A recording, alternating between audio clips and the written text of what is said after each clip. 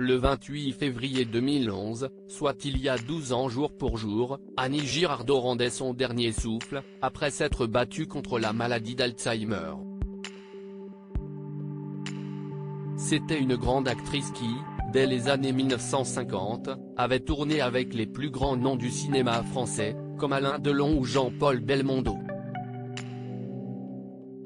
Elle avait remporté, en 1977, le César de la meilleure actrice pour Dr Françoise Gaillan et, à 2 reprises, le César de la meilleure actrice dans un second rôle, en 1996 pour Les Misérables et en 2002 pour La pianiste. Si est donc une grande figure que les Français venaient de perdre, de quoi beaucoup les attrister. Cependant, un sentiment de colère avait gagné ses proches, qui s'étaient offusqués de voir que la famille du cinéma avait plongé l'actrice dans l'oubli. Cette famille-là, qu'elle aille se faire foutre. Ce n'est pas une famille.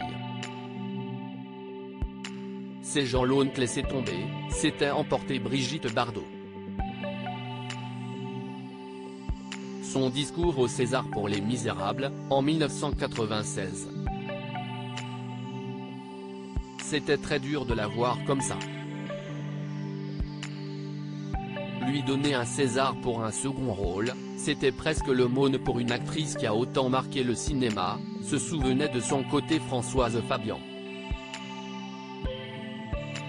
On l'a laissé crever. Le journaliste Henri-Jean Servat s'était également emporté, sur France 5 dans cet avou, la nouvelle vague n'a jamais voulu faire travailler Annie Girardot, jamais.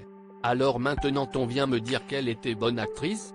Elle n'a jamais eu d'hommage au César, jamais on a célébré Annie Girardot. On l'a laissé crever. Un constat également dressé par Renato, le petit-fils de l'actrice. Dès qu'on a annoncé son décès, il y a eu une foule de personnes du cinéma qui sont remontées, dont on n'a jamais eu de nouvelles jusqu'à maintenant et qui aujourd'hui viennent témoigner alors qu'on ne les a jamais vus, parce que le cinéma français l'a oublié, avait-il souligné pour BFM TV. Un garçon qui, pour rappel, porte le prénom de son grand-père, l'acteur Renato Salvatori, décédé en 1988. En effet, Annie Girardot avait rencontré ce comédien sur le tournage de Rocco et ses frères, avant de l'épouser en 1962 et d'avoir avec lui une fille prénommée Giulia, mère du jeune homme et de Lola, qui était aux côtés de sa grand-mère quand elle est partie paisiblement ce 28 février 2011.